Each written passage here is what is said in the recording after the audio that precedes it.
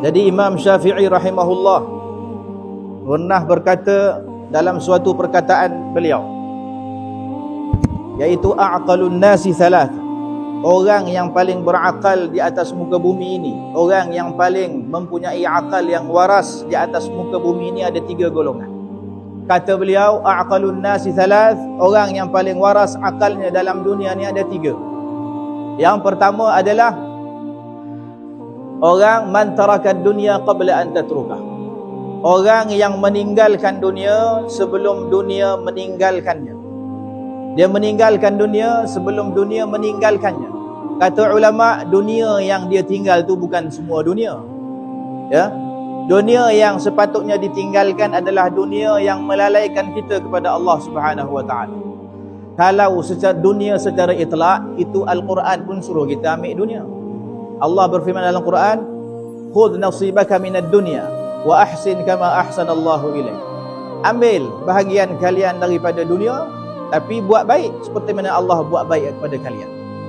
Baik, jadi dunia yang melalaikan itu, siapa-siapa yang dapat menjauhkan diri dia daripada dunia yang melalaikan hatinya dan fikirannya kepada Allah, maka itu menunjukkan bahawasanya dia daripada golongan orang yang mempunyai akal yang waras.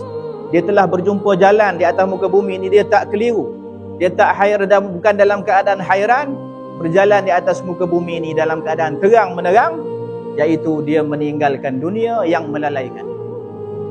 Jadi antara sifat manusia yang mana dia meninggalkan dunia yang melalaikan dia, kata ulama, dia bersibukkan diri ketika dia hidup, dia sibukkan diri dengan kebaikan, dia sibukkan diri dengan kewajipan yang utama.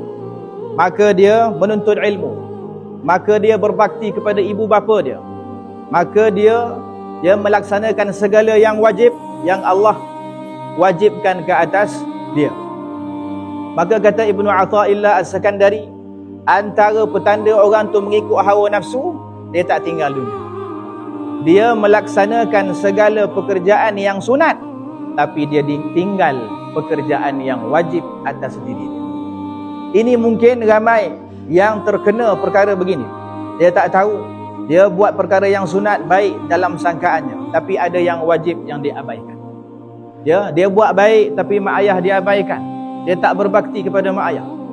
Dia buat baik, dia menghadiri banyak majlis, dia memuji Rasul, muji Allah, tapi dia tak buat perkara yang wajib seperti menuntut ilmu fardu ain daripada ilmu fiqh dan tauhid dan tasawuf. Dia tinggal. Padahal itulah yang dituntut oleh syariat yang utama sekali. Jadi itu yang pertama, iaitu barang siapa yang meninggalkan dunia yang melalaikan dia sebelum dunia tu tinggalkan dia, sebelum dia meninggal. Dan yang kedua, petanda dia berakal waras, Imam Syafi'i kata, wa anara qablahu qabla an yaskunah, dia mencahayakan kubur dia, dia mencari asbab cahaya di dalam kubur dia sebelum dia mati, sebelum dia duduk dalam kubur, sebelum dia menetap di rumah yang terakhir sekali, dia mencari cahaya lampu untuk letak dalam kubur dia, supaya dia duduk dalam keadaan kubur dia terang menerang. Kata Imam Syafi'i juga dalam perkataan beliau yang lain, Imam Syafi'i kata, talabna tarkaz dzunub, aku minta kepada Allah supaya ada daya yang kuat tinggal dosa, maka aku mendapati asbab yang boleh menolak manusia daripada dosa. Fawajadnahu fi salati duha, aku terlihat rupanya ada pada solat duha. Jadi ini berita gembira, barang siapa yang solat duha itu penyebab asbab yang kuat boleh jauhkan dia daripada maksiat kepada Allah Ta'ala.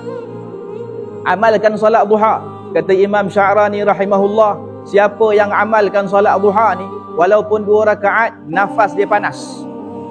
Nafas dia panas, setan pun tak boleh dekat dengan dia. Itu sebab dia jauh daripada maksiat, setan lain nasut dia. Nak dekat panas, nak dekat panas, jadi tak boleh dekat dengan dia. Sebab nafas, walaupun dia tidur, dia bernafas setiap hari, dia bernafas tu dalam keadaan dia tidur ke jaga ke, nafas dia panas. Sebab apa? Antara amalan dia salatul duha, seperti mana disebut oleh Imam Asy-Sya'rani. Dan yang kedua, Imam Syafi'i kata, talabna dhiya al-qabr, aku nak kubur menjadi bercahaya. Fawajadnahu fi qiraatil Quran, aku mendapati penyebab cahaya kubur adalah pada baca Quran. Jadi pada bacaan Quran menyebabkan kubur kita bercahaya. Jadi tuan-tuan dan puan-puan, jangan kita tinggalkan baca Quran dalam sehari semalam. Paling kurang sehelai pun tak apa dah, setengah muka pun tak apa dah. Sebab kita hidup untuk mati. Kita hidup, kita dalam tak sampai destinasi lagi, dalam perjalanan. Jadi dalam umur kesempatan yang Allah bagi, kita perbanyakkan biar kubur tu kita masuk tu cahaya terang menerang. Dan yang ketiga, Imam Syafi'i kata talabna al-ubur 'ala sirat. Jadi aku nak senang lalu di atas titian sirat. Aku nak senang lalu di atas titian sirat. Fawajadnahu fi shaumi was sadaqah. Aku mendapati perkara tersebut sebab nak senang lalu atas sirat adalah puasa dan bersedekah. Dan yang keempat, Imam Syafi'i kata talabna dhillal arsh. Aku nak minta kepada Allah supaya aku duduk di bawah naungan arash, tak kena panas matahari. Fawajadnahu fi mahabbati salihin. Maka aku mendapati perkara tersebut dengan mencintai orang-orang soleh. Cinta orang soleh ni rupanya penyebab kita duduk di bawah arash. Yang mana pada hari akhirat kelak manusia dalam keadaan panas, tiba-tiba kita duduk senang, ya, kita duduk macam dalam aircon sebab di bawah naungan arash Allah Subhanahu wa taala. Fa kaifa mahabbah bi aslahis salihin. Bagaimana kalau kita cinta kepada orang yang paling soleh atas muka bumi ini, iaitu Rasulullah sallallahu alaihi wasallam. Dan yang ketiga, wa arda rabbahu qabla an yalqah. Dan dia usaha mencari jalan untuk meridai Allah sebelum dia bertemu Allah Subhanahu wa taala. Sebelum dia bertemu Allah dalam dunia, dia berusaha. Setiap hari dia tinjau amalan dia tinjau tindakan dia, tindak tanduk dia, pergerakan dia, supaya semuanya menepati syarak, sebab dia boleh menyebabkan Allah redha kepada dia sebelum dia bertemu dengan Allah Subhanahu wa taala.